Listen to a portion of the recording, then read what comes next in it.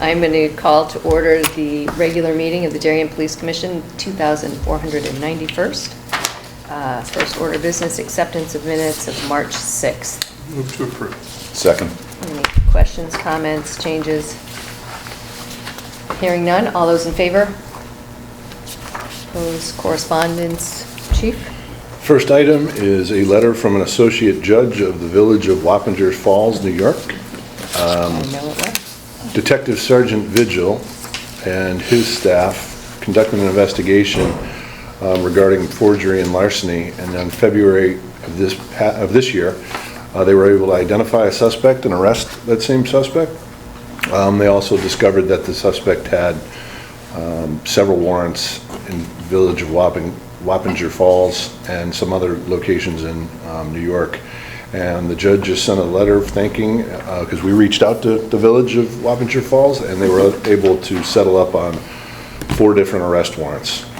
So great work again by our detective bureau, and a great example of networking with not only agencies in Connecticut, but outside as well. Next item, and I don't have any printed out correspondence, but once again, our longtime friend Susan Shultz provided a St. Patrick's Day meal the day before St. Patrick's Day. It just worked better because that was a Sunday. Fed our staff a couple of different shifts, and once again, the food was fantastic. So we always appreciate Susan's friendship and her generosity. So thank you to Ms. Shultz, who, those that are watching, was our former editor of Darien Times for many years.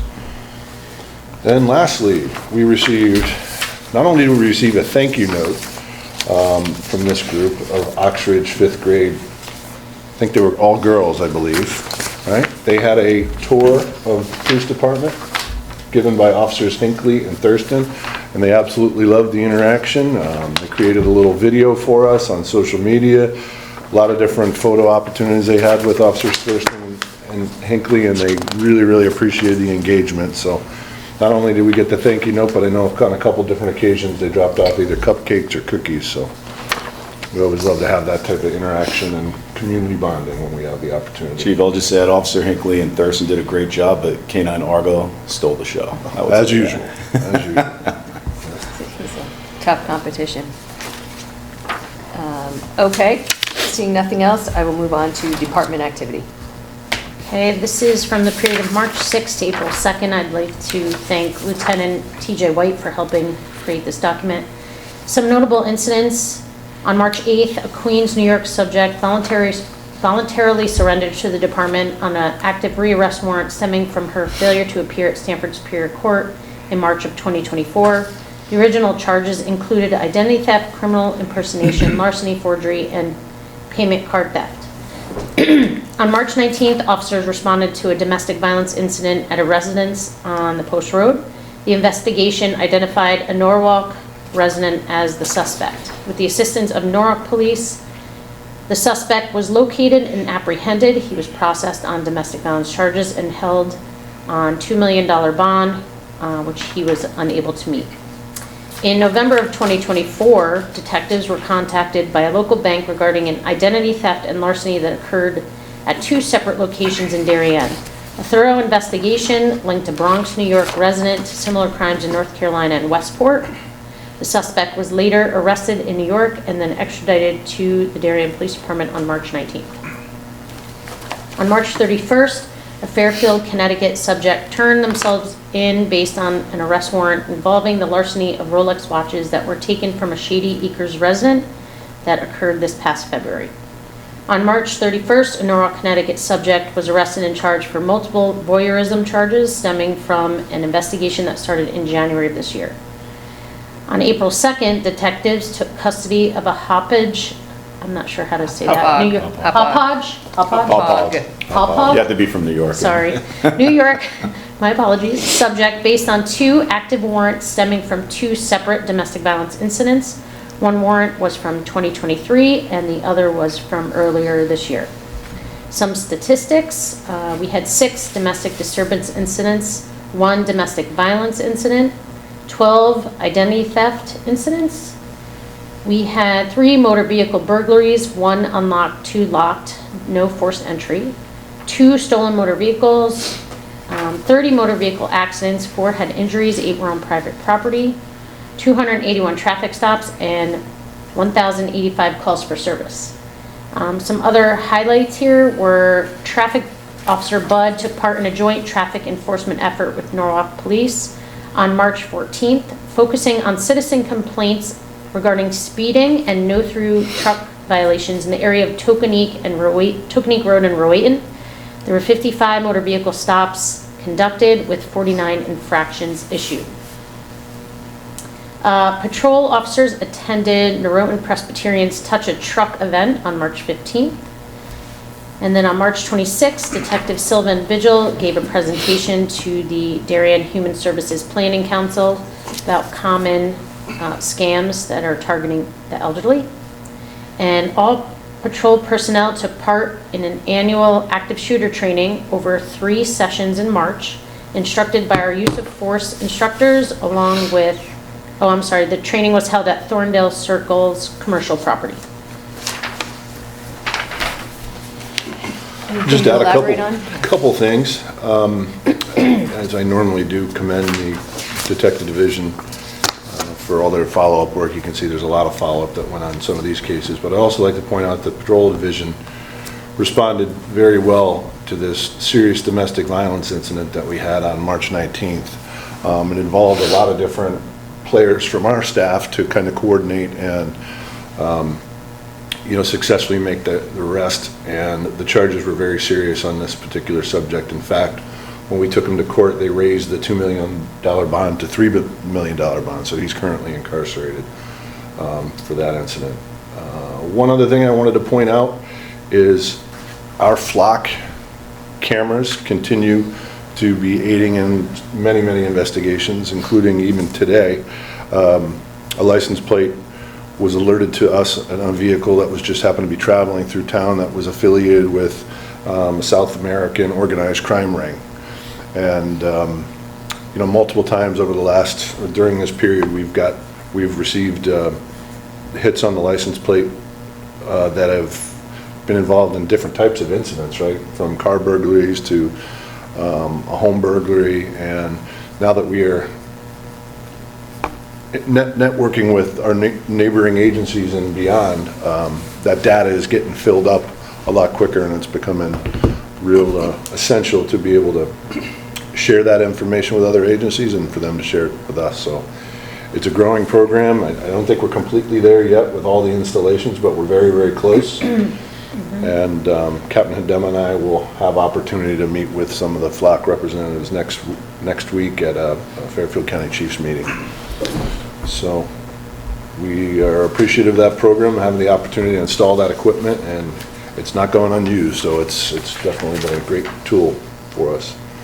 And then lastly, I'd just like to note that a lot of our officers, outside of what they're asked to do and outside of what their responsibilities are, they're volunteering, specifically giving the building tours. I think we had either some today or tomorrow, but a special shout out to Officers Thurston, Officers Hinckley, Officer LeCarey, Detective Cusano. Not only are they doing what they're responsible for and what their job requires them to do, but they're going beyond, and they're interacting with the public on a lot of different levels. I think yesterday Detective Silva, Detective Cusano, and Officer Thurston also were at the Hindley Elementary School giving some type of a presentation as well. So a lot of that stuff goes unseen, so I like to bring it up, bring it to the Commission's attention. And that's all I have for activity. Any questions for anyone? Public comment? I see exactly 0 people here from the public, so we will skip to old business. No parking Libby Lane. Executive session. Okay, so the subject regarding Libby Lane got back to me yesterday, left a voicemail. She has signatures from neighbors regarding the signs. I had communicated to her through a voicemail back that if she can drop it off or stop in. Apparently she hasn't made it to the meeting, but I would say like maybe we should table it till the next meeting till we have that paperwork from her. That's all I have on that. Also just something to bring up, which we can discuss for next time is the Heights Road project. I did hear back from the town, and they want us to look into signs, the no parking signs they're requesting on Heights Road regarding the new project that's there. So I'll bring that next time. Sounds good. Okay. So there's no pushback from the neighbors on Libby? I mean, we'll let you pursue that, but... All I had was a voicemail from her saying that she got signatures from her neighbors. I don't know what neighbors those are, if that's everyone. I don't have any more information at this point. All right, we will put that on the next agenda. Building issues update. This is something new. It seems like we're taking on a bit of a pesticide issue, communications room in particular. A lot of ants we've been seeing in that area. Unfortunately, the chief's office is right above it, so they seem to be making their way up there as well. Stop So- leaving all your food on the ground. I Gee. wish it was an easy fix. We got the mold out of your closet at least, right? Yeah. Before we hire a professional pest control, we're trying to, look into some over-the-counter measures and trying to identify the source. Also to note, we've been experiencing unusual vibration noises coming from the admin side of the building. It sounds like there's like a helicopter pad up on our roof. They did identify a sagging pipe, so they reinforced it with some galvanized straps to stabilize it better. We're going to see if that helps, but if it doesn't, we're going to continue looking into that, but not really sure what's going on with that. That's all I got. That's it? Yeah. All right, ants. Okay, traffic issues, Hinley School. Okay, so Hinley School has now finished their project where they have an exit out onto the post road. The curb cut is for a right turn only. There is It's angled that way too. Right, it's angled to the right, yep. And there is a right turn only arrow marking on the ground there, but there's no signage to show no left turn or a right turn only. So the school was asking if they can install a no left turn. I've been working with the school to make sure they have the correct signage. And they do, and they are ready to install as long as we give the okay, as long as LTA gives the okay. So they're just looking for your approval to install the sign there. That's fine, Yeah, I drove through it. It makes a lot of sense. No issues. no issue. Okay, new business, April Autism Awareness Month. We wanted to advise the commission that as of April 1st, and April being the Autism Awareness Month, that our officers have the option to wear their police autism awareness patches, shoulder patches, and also our marked patrol vehicles will be donning the magnetic decals that kind of mimic the patch. One of the few times of the year that we allow our officers to switch up, and I think the commission decided we don't need to seek approval for that. It's just gonna, we'll advise you what times of years we're gonna be doing that. Looks good. And Officer Ackerman outside business request, which I think we have in our folder. Yes, Officer Ackerman submitted to the chief's office on the 31st per General Order 3.2 working conditions to ask for permission from the chief and the police commission for outside employment. It looks like he wants to take a position with Brewin Property Management, and he's clearly indicated in his note here that the two, both his police job and his, well, first of all, his police officer job will take priority, and secondly, the two jobs, two roles would be separate entities. So I don't think that's unreasonable for him to work for a property management company. I think that, I don't believe there's any conflict of interest there, and he said that any properties or residences that were in town were not going to fall under his kind of responsibility as part of the management company. So I would recommend to the commission to approve Officer Ackerman's request. No issue here. I make a motion that we approve.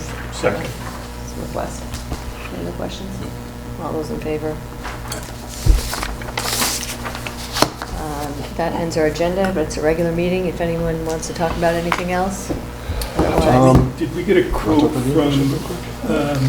What's that? I'm sorry? did we get a quote from the CAD vendor? Do we need to approve alarm fund money for that?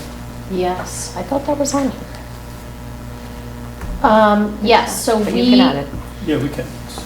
yeah, we are looking to, I believe it's up to 8,000, to have Next Gen, which is our CAD software, on some first responders' phones. And then, yeah, so I believe it will be some EMS employees and then the 3 of the. Executive staff. Right. So there was a one-time fee, and then there was the ongoing fee, which is. So the one-time fee would be covered by the alarm fund, and then the ongoing fee, the You'll- yearly fee would be split between EMS and police. Okay. So the 8,000 one-time setup charge for the alarm fund. For the alarm fund. That right. reoccurring fee substantially less. Yeah, than yeah, that one Right. yeah, time. I remember. The one-time fee is the 8,000. Yeah. How about, can I propose up to 10,000 from the alarm fund for the one-time, because I think it was 8,000 plus, up to Okay. 10 for that configuration for the CAD for mobile devices. And what's the ongoing fee? I think it's less than 2,000 Yeah, it's a like year. nothing. I think the one unbudgeted thing was, Brent, was the setup, which we didn't really have a good, when we first did the CAD rollout. Yeah. We didn't have a good, because they have to create a separate instance for it to use on iOS devices. They have to kind of create a separate tunnel for that. Got it. Okay. I'm good. All in favor?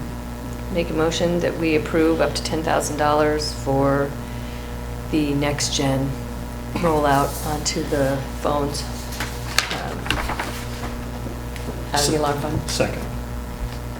Any other comments or questions about it? All those in favor? Anything else? Actually, one topic I want to bring up. The police department is starting an internship program. It will be pushed out on our website and our social media sites starting tomorrow. And we're looking for college students, preferably in the your forensic science or criminal justice field, that's looking to do a summer internship. So the application will be online, the closing date would be May 1st, and it'll be a summer internship. So if anyone knows of anyone interested, check out our website starting tomorrow. And the background of the program involved us consulting with the town attorney as well, just to make sure all the waivers and forms and applications were proper. And I thank Captain Hidema for doing a lot of the legwork to set this up. I think it's going to be another good opportunity, not only to show someone or certain individuals what we do here at the police department, but also another good opportunity to interact with the community and while serving a purpose for them as well. Right. That's right. Is it a rotational program? Is that what you envision? Like Detective Bureau, well, maybe Yes. not there, but, overview there, patrol, et cetera? Yes, Yeah. they will get a little of everything. Yep, that's great. Good That's idea. great. All right. The next and last is setting up our new meeting. There's some conflicts with our all-star office administrator, who's going to be away for 2 of the next regularly scheduled, so Probably adjust. Week of the 17th is April break. oh, okay. I will not be able It's on vacation. And the only thing we were Always. thinking to have it on the 17th and keep the schedule was because then it wouldn't be that big of a distance or gap between the next one we could do with Rick here. The 17th is. I'm away on the 17th. Okay. Trying to think if I'm away on the 17th. I am away on the 17th. There we go. So definitely can't do it. So the problem with So- Rick not being here for The 24th and is the getting the 1st. minutes out on time. So maybe we're looking towards the 15th of May? Can we not do the 8th of May? And just have it not be a regular? That's in like 5 days. No, May. May. Oh, I'm sorry, May. I'm sorry. Yeah. Can we do the 8th of May? It just wouldn't be a regular meeting, right? Right. And I'm not around. Doesn't mean you can't have it. I think I'm here. I have nothing, so. No, 8th I'm here, following week I'm not. Sorry. Go, have at it. 8th, work for 2, 4, 5 out of 6 of us? Yeah. And Rick? Good. 6 out of 7? All right, I'm going to call it the 8th, and if something comes up, people shout out. Okay. All right, we are adjourned. Thank you.